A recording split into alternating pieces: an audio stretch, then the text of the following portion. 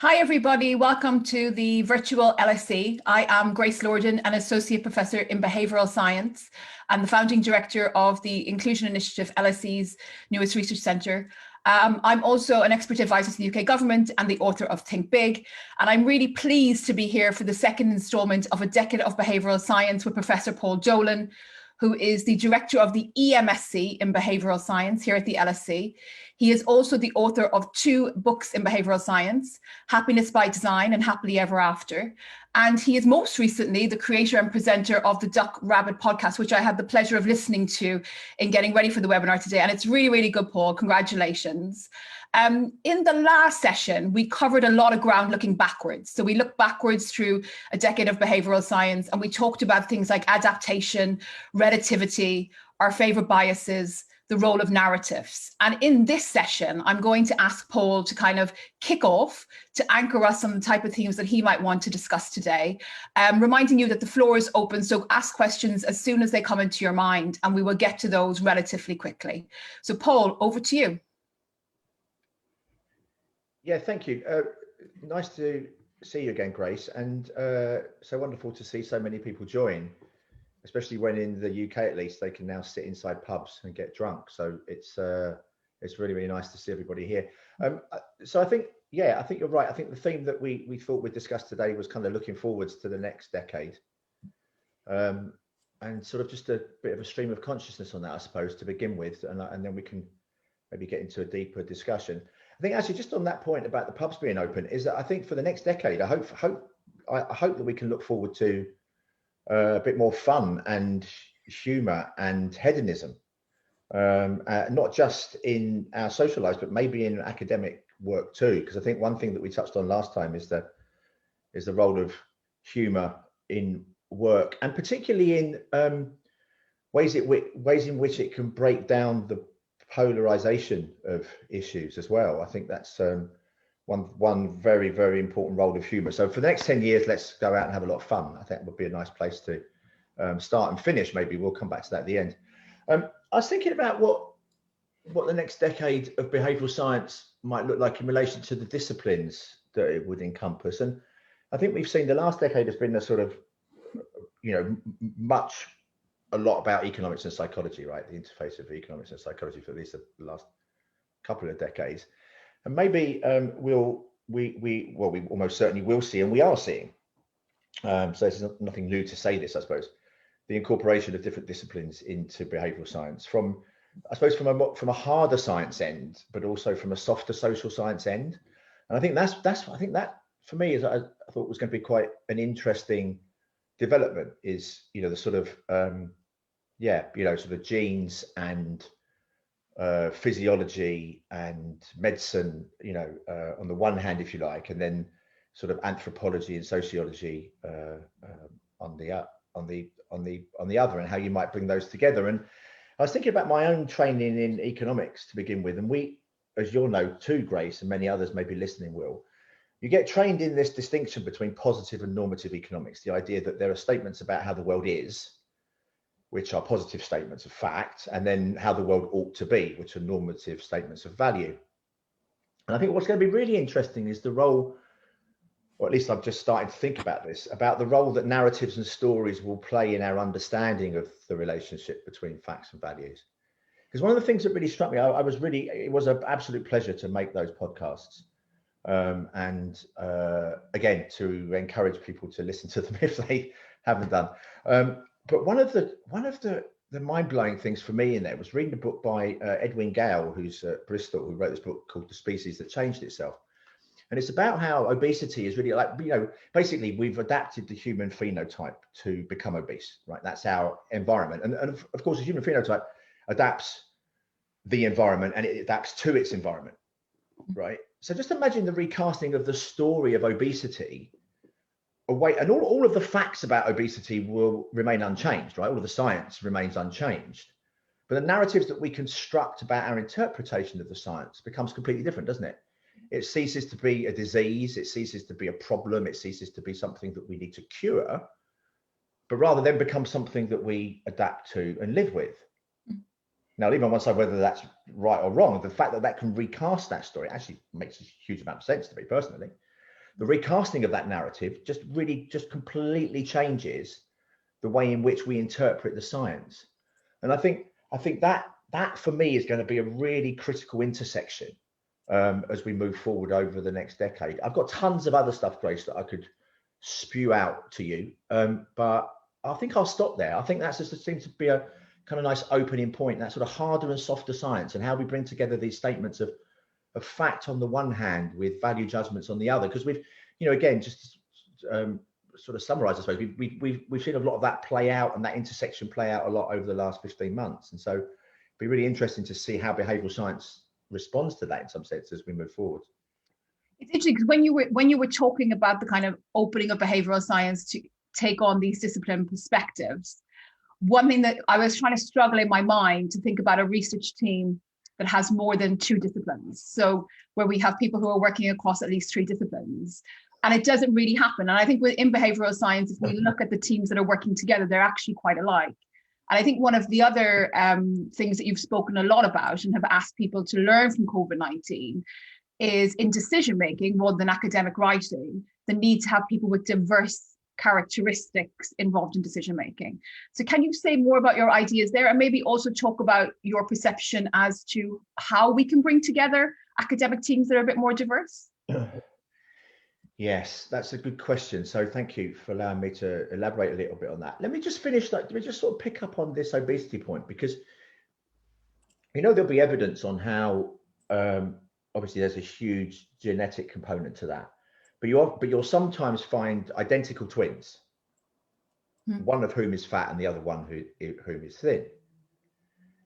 Genetically, there'd be no explanation for that. It's in the environment. One of them, you have to go in and actually understand people's life histories and their life stories to understand that one of them might have experienced some kind of trauma at some point that the other one didn't.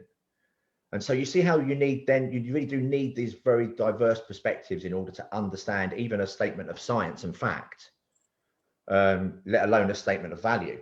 So I think, so that just does reinforce, I think, the requirement that we bring together these different disciplines. But you're absolutely right, it's difficult because we all have different incentives, particularly in academia, where we typically work in silos and we have incentives to publish in particular journals. And so why would I then collaborate with someone who works in a different area who might want to publish in a different journal?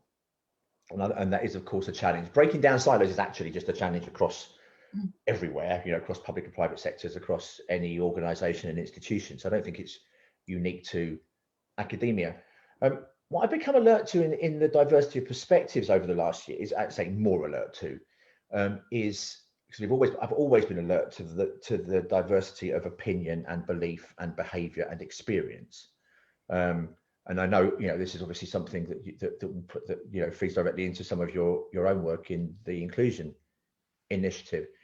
Is, it's important that we have diversity of characteristics. It's just as important that we have diversity of opinion, perspective, and belief. And some of those perspectives over this last year, I've kind of realized how narrow they can be. I hadn't thought about in the past, I don't think really, about age as such an important determinant of diversity. We've had decision makers over the last year or more who have been, pretty much my age, basically, plus or minus 5 years, early 50s, whatever, making decisions around the world is pretty much a universal, or either advising on them or actually making on them. They also have a particular type of person as well, aren't they? They're the people who are working in the public sector by and large. So they're probably more risk averse and cautious. They're all been able to work at home on Zoom, largely on full salaries. They might also have a particular type of personality that follows from that. And also, again, sort of bringing in the softer science into the harder science.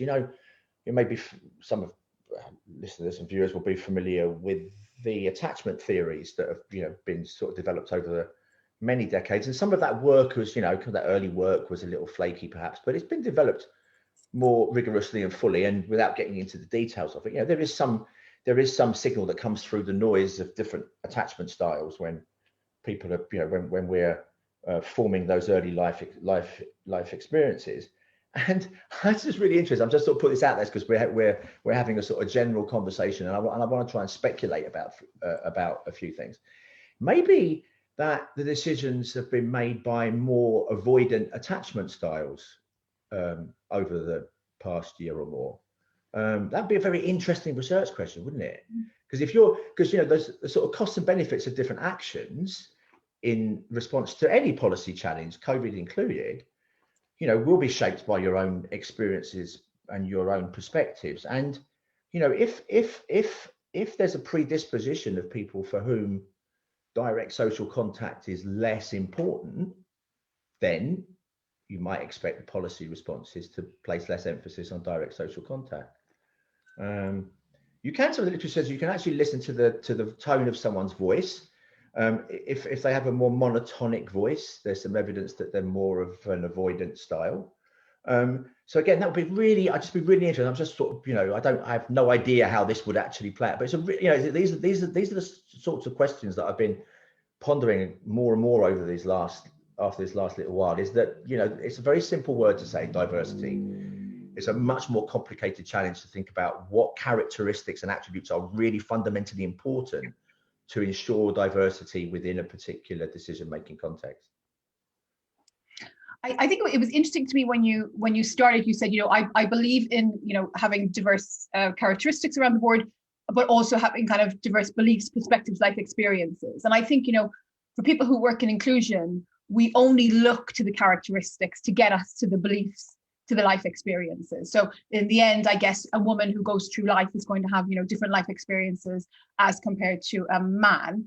But I guess what I kind of want to push you on are your ideas on how we could have brought those experiences together. So I take your point absolutely that we had too much of the similar types of people who were around very important tables making decisions recently. But then how do we actually get people to work together and recognize that if somebody is pushing back on your idea, it might actually be a good thing for you rather than kind of a slight of your ego? Because for me, ego is something that's really interesting in behavioral science. It is, and making the podcast, like even I was alert to the fact. I was alert to the fact that when I was talking to people on the podcast or coming to my conclusions at the end, I don't want to, I'm not sort of going out of my way to upset people. I never would. I would never do that. I've never deliberately, tried to upset anybody. And so you do feel a bit uncomfortable about doing that if you want to create a provocation, which I think sometimes is what academics need to do. We need environments where we can provoke. I think that's part of our responsibilities almost. But at the same time being kind of, we all say that we like to hear different opinions, but actually we don't. Actually, fundamentally, we don't. We want people, we much rather surround ourselves with people that nod rather than shake their heads. It's actually discomforting to be around people that disagree. So kind of, I suppose the first step, I was just thinking that the first step to behavior change in any environment is acceptance, I guess. That's like, if you look at any of the therapies, that's pretty much what they all start with.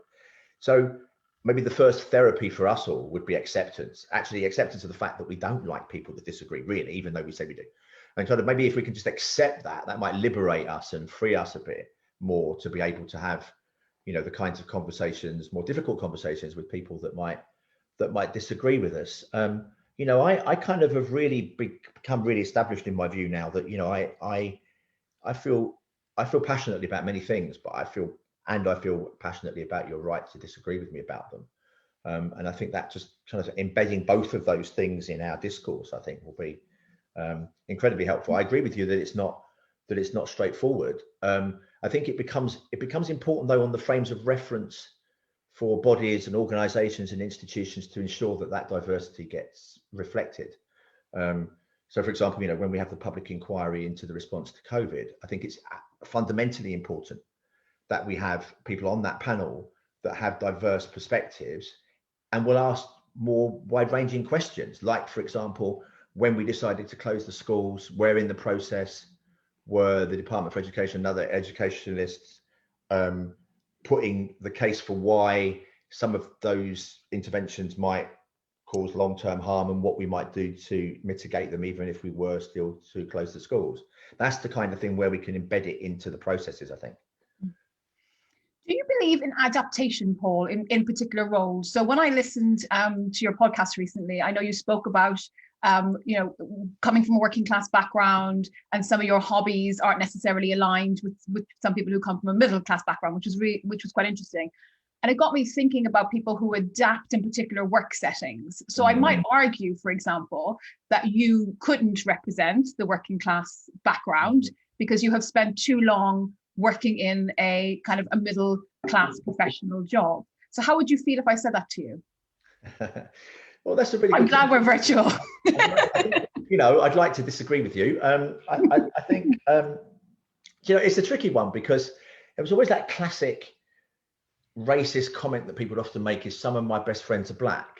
And I kind of actually think that that's like some of my best friends working class. That's actually quite a telling comment, I think, because often what will happen when working class people become successful by normal metrics of status and occupation is that they'll distance themselves psychologically and geographically from the people that they once were. So I think by then by all accounts, you're right. Then what is there that's left of their working classness in any sense? And I think one of the things that maybe my answer to push back on that for you would be some of my best friends are working class. Is that actually most of my friends are people that haven't been to university, people that don't have careers in the traditional sense that we might talk about them in LSE and elsewhere, that are normal people in whatever term you want to say that. And so that sort of retention of those experiences still hold for me. And I think that's important, again, playing into the previous part of our discussion, which is that, being directly alert to some of the impact that the school closures would have on the friends of our kids in the schools that they're at, that's like knowing that directly.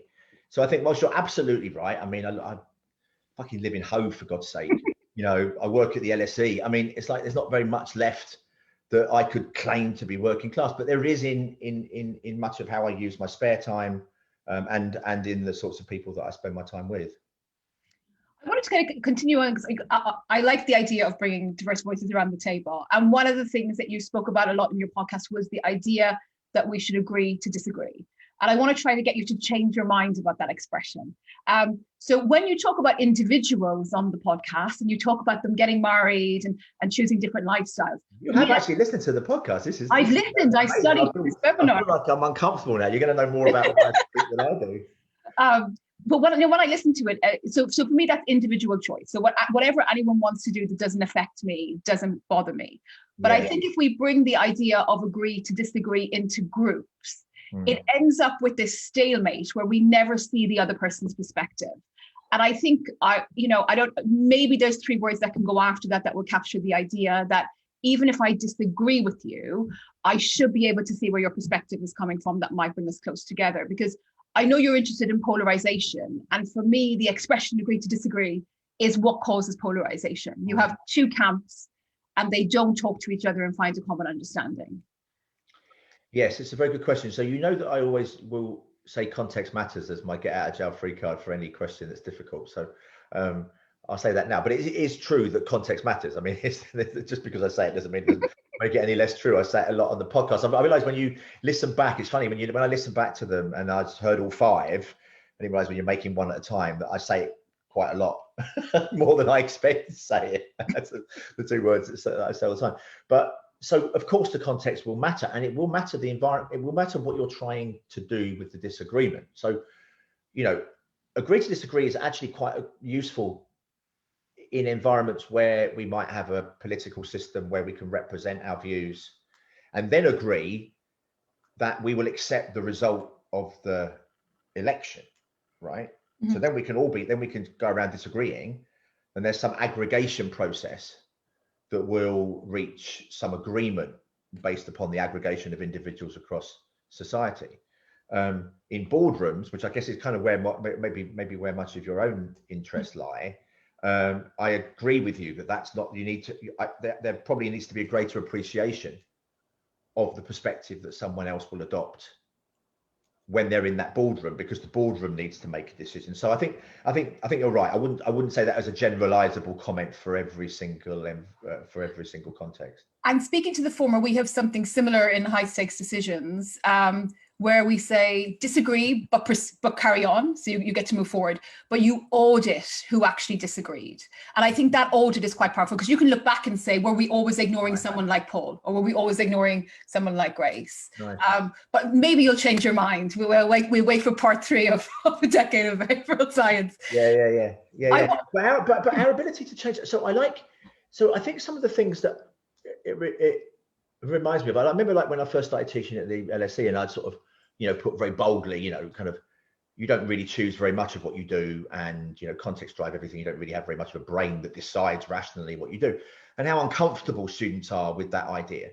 Actually, for me, it's liberating, right? It's a sort of freeing thing. I suppose the same thing comes with other things, like being inconsistent, changing your mind, being a hypocrite, all these things that, all these things that because I'm alert to those things all the time, like when you break the rules, that's fine. You see someone else breaking the rules and they're a terrible, awful person. It's like we do have these things coexist in our brains all the time. It's like, chill out a little bit, get over ourselves a little bit, and we can probably make some progress if we just free ourselves of these stories about the kinds of people that we'd like to be ideally.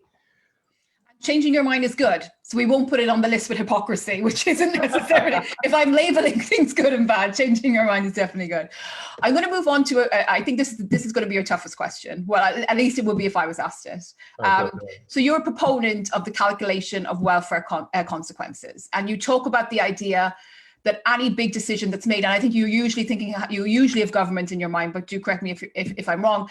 So a policy change is made, and it shouldn't be just on the one outcome. It should be kind of ripples of the pond. Right. And I notice that when you speak about this, you rely a lot on narrative. So specific to COVID, you talk about the education systems and children who don't have particularly good homes not being able to go to school. And that's quite emotional.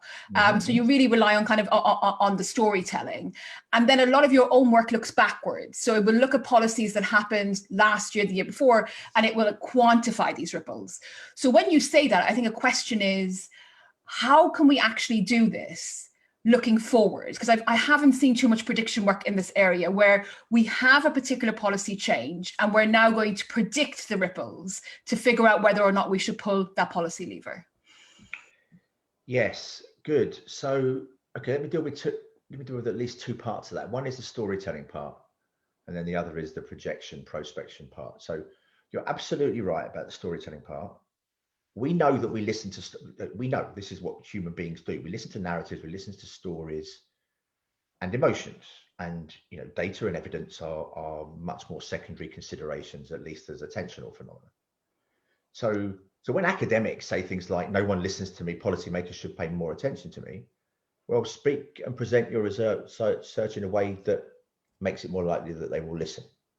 So the use of stories and the use of narratives is fundamentally important. So that's a good thing. So I'm glad you've noticed that that's what I do, because it's important. I think that we do that to get people to then pay attention to the evidence that will follow up the stories. I mean, economic appraisal. So on the prospection point, I mean, the point of economic appraisal is that it's appraising prospective uses of resources. So I use an analogy again. It's nice, I think, as a story of dropping, the pebble of intervention into the pond. We've dropped a very heavy stone of intervention into the pond over this last year, and you get a splash, and policymakers will typically capture the splash. And you're right, I'm thinking typically about public policy, although it could apply to corporate policy too.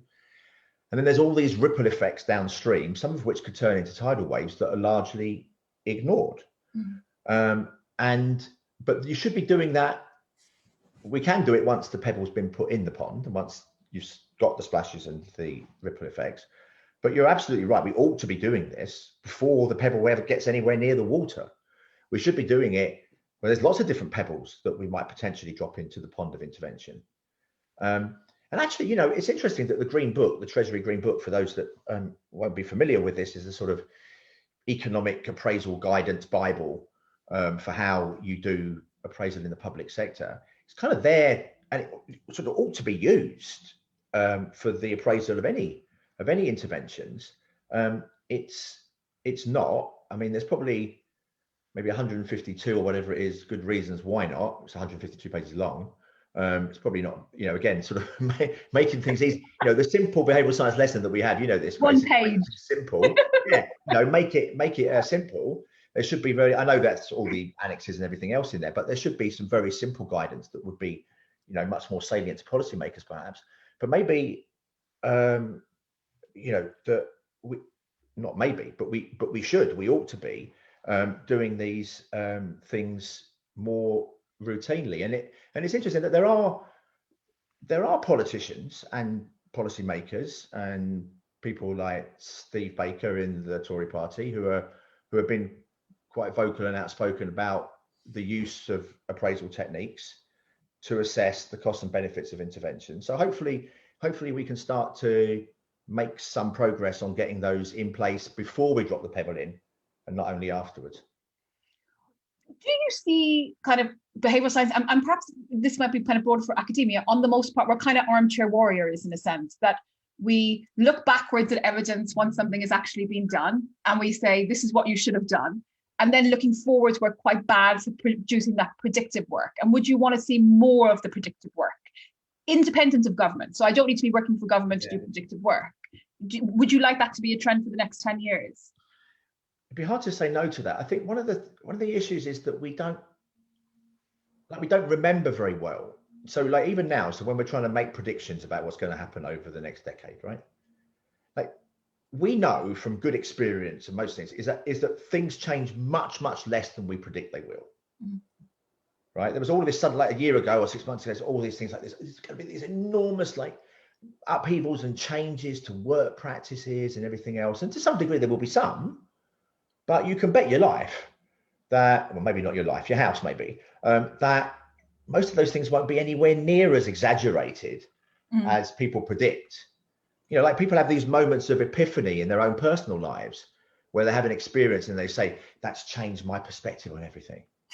And 5 minutes later, they're worrying about all the trivial things that they worried about before, right? I mean, we know that we all do this, but it's just interesting that our memories don't remember that. And we need ways of institutionally and organizationally remembering. I think that's actually one of the really, really important insights, is to have like historic, like real proper institutional memories of things that we might have tried that didn't work, for example. So when someone's coming up with a new behavioral science intervention, it all sounds really shiny and exciting. So actually someone can say, actually, we tried that 20 years ago and it didn't work. We don't have very many incentives in the system to remember well. No, I agree with that. So I have other questions, but you're being asked questions by the audience, so I'll move to some of those. So Sweta has asked, what do you think of the cancel culture that has taken over the woke liberal section of society? I would say listen to episode 3 of the Duck Rabbit podcast, where we speak directly about freedom of speech. I mean, this is a really interesting, the point about doing the Duck Rabbit podcast as a nice metaphor for polarization is that actually for most issues, nearly almost everything, nothing is either entirely duck or rabbit. So if you try to sort of adopt, for those that adopt an extreme position on that, it's unlikely to be sustainable, particularly in the role of context. And context matters so much in relation to freedom of speech. It matters so much, and that's the conclusion that I reach on the episode, starting with the idea that freedom of speech is we should be supporting that, but be alert to the context within which it's being expressed. I mean, that's obviously important, and being alert to the preferences and the experiences of those whom we might be offending when we're speaking freely. But I think in academic, thinking about academics, let's come back to that. I mean, I don't really mind so much. I mean, people can have extreme views on most things in their in advocacy groups or in sort of certain agencies and stuff. I mean, one of the things that attracted me to academia was a good argument, like a proper good argument, and like actually listening to the other person's perspective, maybe even changing my mind on the balance of evidence. And I do feel a little bit, maybe I'm just sounding old. I don't want to sort of get into this position where I'm sort of pontificating on how life used to be as an academic, because I don't feel like I'm old enough yet, Grace, to have reached that point where I'm going to do that. But I think you are. Carry on. Great, thanks. Okay, so I do feel like some of that might be going to some degree is where you kind of have to have a view on something that's held very dearly and is immutable. And I don't think, and that worries me when academics are like that. Is it, linking to the question, is it a push of the culture? So I've been asked to write op-eds recently, and I've turned it down because actually on the issues that I've been asked to write on, I just don't have strong opinions. So I can give kind of the perspectives on both sides. The evidence isn't strong, and the idea of coming down on one side isn't very appealing to me. And for me, that's what I see the role as an expert. So if you come to me for a solution, I say, this is the evidence. Now you're the decision maker. Ask me any questions that you want, but take ownership of the decision. So are we pushing academics to be in the tails to respond to a culture? Very good question. Very good question. I mean, I can't help but think of that in relation to the last year. I mean, so first of all, I agree with you is that, there is, I sort of agree with you largely, but you get the classic academic response, which is more research is needed, don't you? That's sort of always our way out. It's like, well, yeah, but I need to decide now. So, okay, well, on the balance of evidence, then maybe this would be what. So I agree with you that there's a danger that academics go way beyond. Yeah. And I might have even been, I sort of alert to that sometimes myself. You start a sentence and you're saying it, it's all very robust and rigorous, and by the time you've ended it, it's kind of, you're going off into how you think the world should be rather than how the world is. So that's a part of the natural human condition. So it's important that we rein ourselves in from doing that. And it is absolutely fundamentally right what you said, that advisors advise and ministers decide, and that's or whoever, someone has to make a judgment that weighs up the balance of evidence. I think what we've seen over the last year is almost like a conflation of those two things. So it's entirely right that SAGE, for example, might advise on the transmission risks of the spread of COVID in schools, for example. They should not advise, they can't advise on the closing of schools, right? I mean, that's a balanced judgment that the politicians have to make based on the costs and benefits of closing schools, which have many more impacts beyond transmission risks. So I worry that that there has been that conflation, sort of academia has sort of been drifted into this sort of policy it's not policy making, is it? But sort of advising very heavily on policies for which their own areas or our own areas of expertise are not well placed to make those kinds of judgments. Yeah, I agree with that. We have a question from Alexander. How can you understand why a big behavior change movement is long or short-lived, like Singer's plant-based movements or effective altruism? Well, it's interesting. So after the fact, you can always tell a very good story about anything. So after the fact, you can always tell about how the conditions were right for the perfect storm of these effects to all come together to make a big behavior change last long. Whether in fact that was what happened to create that process is it almost becomes an Alice in Wonderland story, doesn't it? It becomes like an evolutionary story where there's bound to be lots of good reasons why we've evolved in the way we have, and we're never be able to falsify any arguments that might be made in that regard. And I think we're in danger. We sometimes fall into the danger of that happening when we're explaining big changes or long-standing ones. One thing's on the sort of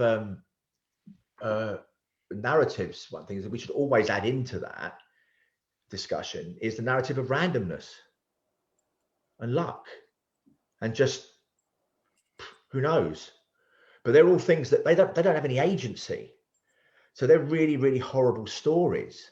We don't like randomness as a story. It has no agency. It's a horrible story. We want to attribute it to something. And I think maybe there should be, maybe you would even want someone who's like a minister for randomness or something, who would kind of, and actually, Danny Kahneman and Cass Sunstein and their colleagues got a paper, have got an amazing book coming out called Noise, which is not about bias. It's just about noise. It's actually moving away from bias into noise. And there's kind of lots of noise. There's lots of noise and there's lots of randomness. So sort of being able to attribute some of those big changes to something that is not attributable in a sense, right? Just it happened to turn out like that, would actually go a long way towards explaining and understanding it better. I mean, we do know something though about, you know, things that make the behaviors more likely to stick into the longer term. And so if you're thinking about, you know, effective altruism, for example, or just generally about altruism, since you raised that in the question, is that, you know, there are actually good RCTs on this now. We do have very good causal evidence that if you tap into essentially the selfishness of selflessness, you get more pro-social behavior. It's longer lasting. That you know, this idea with sort of narrative that we have to cleanse pro-sociality from any personal benefits is actually harmful. So there are things that we know from good evidence that would make it more likely that we would implement things and they would stick. And I'm glad you brought up Danny Kahneman's new book, Noise, because I think one of the biggest pet peeves I've had about behavioral science for the longest time is the over focus on p-values and not enough fact checking on the standard errors or even the size of the effects. And I think the question that has been asked really kind of raises the idea of looking at long term, because very often the RCTs just look in the short term, don't they? So you're talking about a week out, a month out, 6 months out. And given this, we're talking about the future, I guess one thing that would be wonderful in the future is to look at that longer run perspective. Yeah, I mean, we can't wait that long maybe to understand whether, I mean, you're right, of course, everyone would be right. The questioner too, and you two just would be thinking longer term effects, and this is ripples and not just splashes. I mean, that's just not just any one moment in time, but over time. But what we do need to develop at the same time are better models that can predict those longer run effects. Yeah. I think then we can use them in the shorter term to predict longer run. Just the problem, of course, is that the longer run is it's pretty uncertain. Well, so I guess you can fit those models in the longer run, provided you have access to data. And I think you've been talking a bit about ethics and behavioral science and kind of access to data. So in theory, you could start a trial today, and if you had access to data, you get next week, 1 month. So you're not delaying the decision making, which I think is what you're worried about when we don't wait forever, but you're still monitoring into the future, which is helpful. But that brings up the notion of ethics and behavioral science. So I want to kind of think about the future of ethics in this space. Yeah.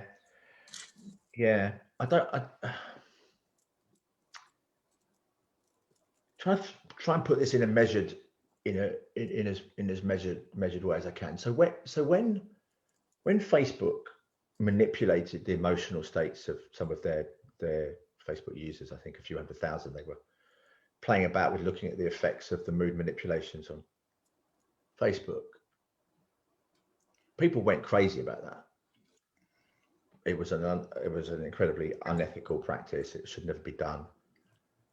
Terrible company doing all these things, which I broadly agree with. In fact, agree with. It's one of the things about behavioral science, I think, is that whatever we do, and particularly someone who's working in the sort of nudge arena, is that our nudges are honest, in the sense that we're providing people with the kind of right information insofar as that's possible. Is it honesty or autonomy, Paul? Is it honesty or autonomy? So do you want the people to know they're being nudged, be told, you know, in a newspaper, or do you want them to have the autonomy to opt into the nudge, which is yeah. Well, it's a good question. Let me come back to. Can I come back to that if I don't answer it in as I'm trying to follow through some logic in my stream of consciousness.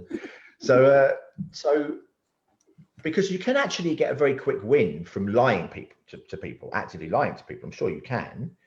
But whether that potentially undermines the whole enterprise longer term. So the longer term damage, we talked about long term and short term earlier, the longer term damage would be more than offset by the short term benefit.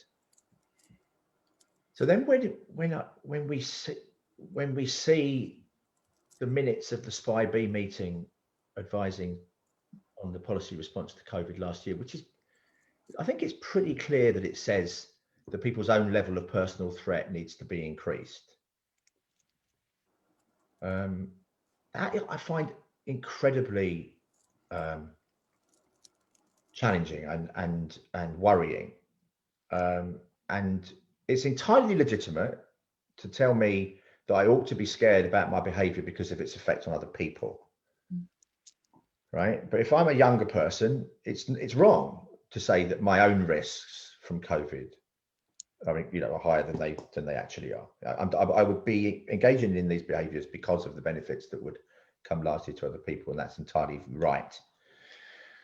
So I worry that what we've done is that we've created an environment that has actively made, it's not just like we've done it by accident, but that we've actively made people more scared.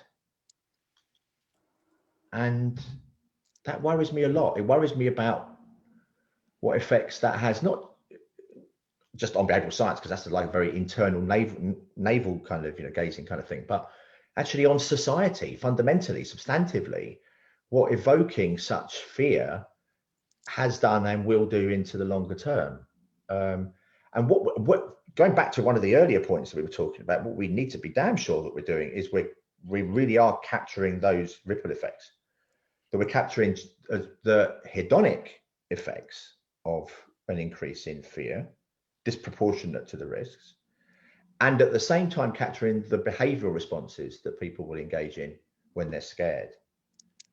So I am that you can tell I'm kind of, I don't, that does worry me. It makes me fearful.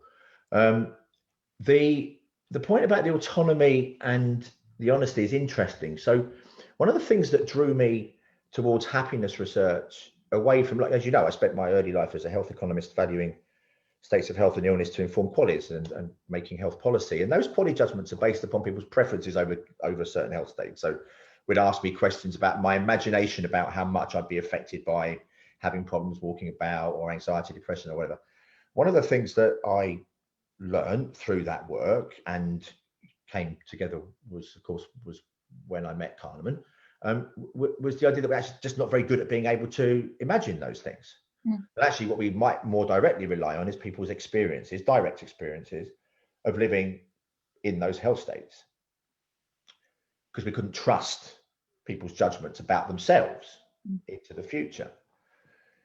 So I think that what we want to be doing is, and this is an ethical discussion that we can't resolve today, is to just have a discussion about the different accounts of welfare that would be a legitimate basis on which to intervene.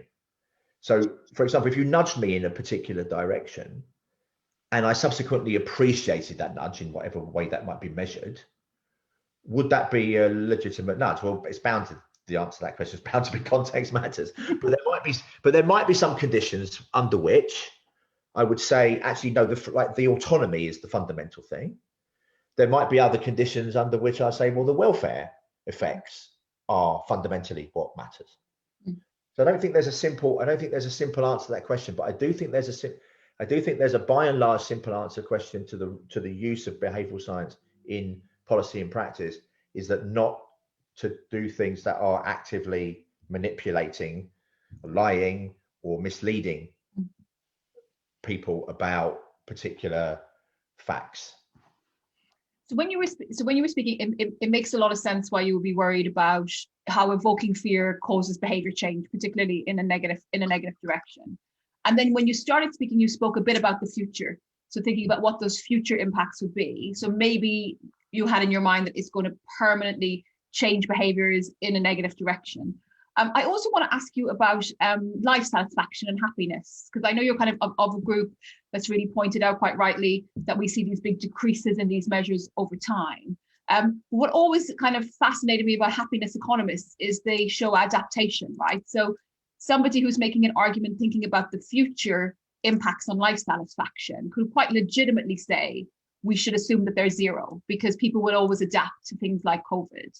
And the exception, I guess, is unemployment, but there's also that nice research to show that it goes to zero when lots of people around us are unemployed. So I don't know how you would feel about that assumption, that the future impacts on life satisfaction of COVID are zero because people will bounce back as soon as our world gets back to normal. Yeah, it's a very good question. And again, the sort of vexing moral problem of adaptation isn't one that's resolvable in a simple answer to a question. You feel like a politician, Paul. No, it requires. It's too complicated. I feel like an academic, because I think that's the right. That is the right answer. I mean, look, 2,500 years of ethical discourse haven't resolved it, right? So I think it's important that we add that context to the answer that I'm about to give, which will be much more direct, by the way, than most academics working in this area would ever give you about what they think. If they're now to the mast what they think the policy recommendations should be, I'm much clearer in being able to tell you what I think they should be based upon an account of welfare that I think we should be using. So the account of welfare that I would be more directly using is people's experiences of their lives and of their well-being. I think life satisfaction measures can sometimes provide a good proxy for that, but they're not that. They're not how I'm feeling. Pleasure and purpose in everyday life, the subtitle of Happiness by Design. That's what I think is the essence of welfare. Things that make us feel good and bad, and how long they make us feel good and bad for, captured by pleasure and purpose. That's what I would be using. And I would say that the role of policymakers, really hard to argue with this actually, in fact, is to reduce the suffering of those for whom the suffering matters the most in policy terms, right? So that would nearly always be improving the welfare, reducing the suffering of the worst off. And that's a very, very clear ethical position that I adopt. And I can see the nuances and the problems with it, 2,500 years of ethical discourse and so on.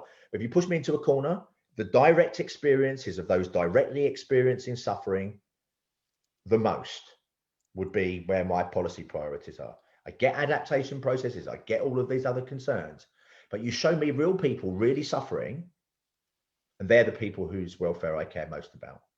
And I take a lifetime perspective about that, by the way. It's not just at any one moment in time, it's not just any snapshot, it's over their entire lifetime. The lifetime matters. And so there are things that we could do to people. You could do lots of things to people. Viktor Frankl's amazing book, Man's Search for Meaning, being put in concentration camps. I mean, we can do bad things to people, and people find ways of adapting. Coping is part of the human condition. But there are things that, that it's harder to find adaptation processes in. That's something that you have to, work hard and search hard for, to find adaptation processes. And there are some things that many large numbers of people don't get used to. I do think that the 20,000 kids or so that have gone missing from schools completely during the course of the last 15 months, they probably won't adapt to that. I think we're going to see them coming in through the public services in bad ways over the rest of their long or shorter lives probably. So I do think there are things, that we know have some significant and long-lasting effects on life. I think that framing is important, because you switch between the kind of maximizing welfare to almost minimizing suffering. And I think the identifying who's suffering is what the health system does as well, right? So if we kind of think of these thresholds, and I guess that's kind of one argument about using mental health instead of life satisfaction. But it was a great answer, so thank you. Thank you very much. Thank you. I have another. This feels like it's a question for me, but I'm going to let you answer it. This is from Louis. So, how much of modern diversity policies in large companies is what we could describe as virtue signaling, for example, ethnicity quotas, and how much of it is what we call true diversity, where actual diversity of thought and skills is valued? Do you want to answer it then? I mean, I think, what I would say to Louis is that most of the interventions in firms haven't shown progress in the last 10 years. So there's a small bit of evidence base kind of here and there. But if we take all of the initiatives that have been done, we've seen, plateaus on gender, plateaus on race, the gender pay gap starting to reverse in some companies. So that might lend you to kind of call it virtue signaling.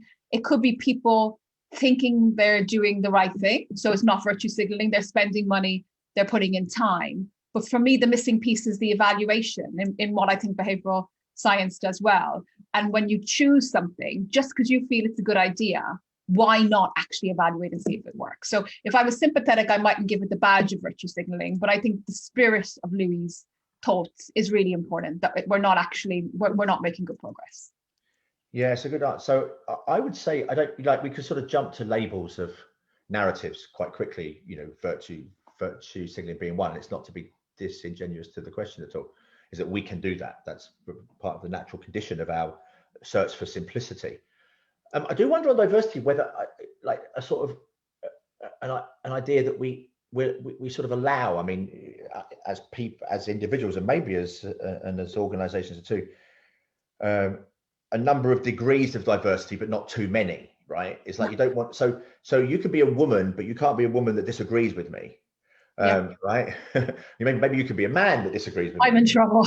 Right. So I think that's actually, if we start having more of a complete picture of where, of just sort of what the boundaries of where we feel comfortable with diversity, then maybe we'll understand more about that lack of diversity, not just on characteristic, but on opinion and perspective as well. I mean, I think it goes back also to the start of the conversation, where the idea as human beings, we want to be agreed with. And we don't actually see that our ideas getting a good kicking might actually be the best way to advance those ideas. So there's all this toll on psychological safety and how you can make that space feel okay. But ultimately, I think we need leaders who are willing to actually be questioned, which is harder than it sounds. I just want to say just quickly on the diversity, and it just reminds me of the duck rabbit problem, is that remember that it's an animal whichever way you see it. So there are some important similarities. We often get reminded of differences that exist across people, but it's also really important when you're framing the context to actually remember that there's a lot of similarities between us too. I think it's really, so I wrote this paper with Steve Pischke that talks about the preferences for job content by gender. And a lot of the preference literature really emphasizes the differences between men and women. But actually, if you interpret it very carefully, it's just that the intensity of the preference differs, so they go in the same direction. Men and women like the same things, but there's differences in intensity. And there is something about humans that really want to jump to pointing out differences between people rather than similarities in the same way as Duck Rabbit. We do that with stories. It's a storytelling approach to different, like we look at, people use it a lot for intergenerational differences, millennials and Gen X and Gen Z. We like creating stories of difference, and there will be differences, there'll be some, particularly in response to the technological changes, but actually, there isn't that much difference really. We're kind of broadly similar to our parents, or broadly similar to their parents. No, I agree. So what next for you, Paul? So what's the most innovative piece of research you are working on right now that will come out in the next year, 2 years, 3 years, whatever the horizon is? I don't know. We discussed this a little bit when we did your book talk. I mean, it's this, that's the sort of question for you, because you have all these strategies and these plans, and you take these 90 minutes a week or whatever it is to plan and strategize your life and your work. I don't.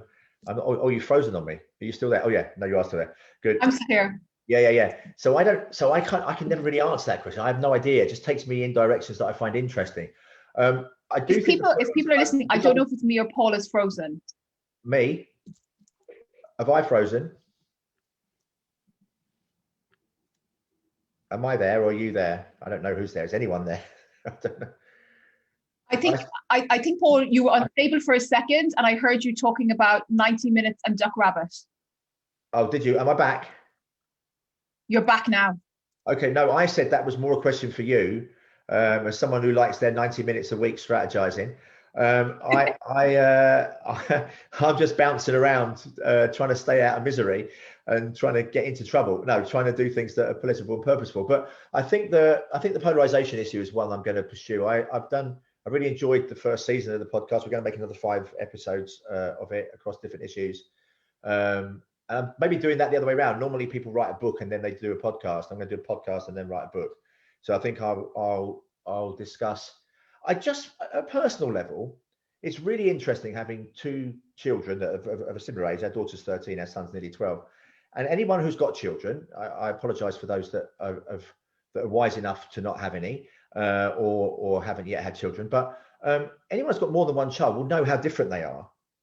And I'm fascinated by the lenses through which they look at the world. They are just fundamentally different eyes that they see the world with. One will see duck, the other one will see rabbit.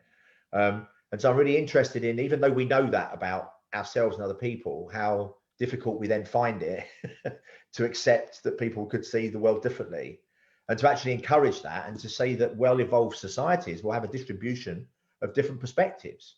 We would never have survived if everyone was ultra cautious and everyone was taking risks all the time. You need some distribution, and that's what I'm finding really interesting to take forward, I think. Do you see a role then for personalization of policies as we move forward, rather than, so I guess this is the problem, isn't it, for policy making, is that we polarize in a sense, because there's usually a policy lever that's pulled or it's not. But what can move us out of this is personalization. Yes, I think so. I think that it raises the question that we've been discussing implicitly and explicitly throughout, is personalization of what?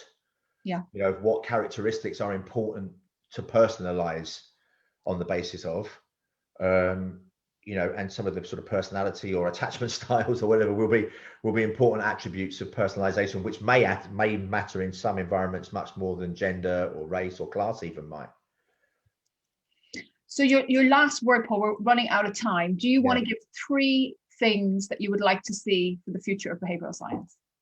I don't know. I was going to wonder. I wonder whether you might like to do that based on what you've heard me say or what we've discussed. Well, I think we absolutely agree on diversity in decision making, and the idea that you should have these different perspectives around the table. I would like to see new type of leader of organizations who hire different people to themselves and are courageous in that, actually. And I think that will help us with innovation, and it would also help us assess risk better, the type of risks that you're interested in, which is, you know, what policymakers should have been considering during the COVID-19 pandemic, and also financial risks. I really like the idea of big data. So I've been listening to the points that you've actually made on ethics of accessing data, of which I have access to lots at the moment. I'm looking forward to running interventions where we look at these kind of long run horizons in the future, and also measuring things that are actually quite difficult. One thing that I've always admired about your work is actually looking at the ripples in the ponds, even though I did kind of quiz you on it in this talk. And I think looking at multiple outcomes actually, and the ones that you don't think will be affected is quite interesting to me. But for people who are listening who haven't done a degree in behavioral science, the starting point could be coming to the LSE to study behavioral science. But I think you should have the last word, Paul. So if there's anything that you want to say for the next decade in behavioral science, we'd love to hear it. Well, I think the criteria for the last word should be, is it any better than the words that came before, or does it build on or develop the words that came before it? And I'm not sure on this occasion I have words that would satisfy those criteria. So I just want to thank you and everybody else for listening during this hour. Yeah, I mean, Paul and I both talk a lot about spending time in a good way. So we do appreciate you being here for the hour with us. And hopefully there'll be a part 3 at some point in the future. Part 3, don't get me to make a public commitment to that now. They say this is what you should do, Paul, right? This is what you do. You're learning. You've got all the tricks. Thank you, Grace. Thank you so much. And really, genuinely, thank you, everybody, for joining us. Thanks, Paul. Thanks for being generous with your thoughts. See you soon.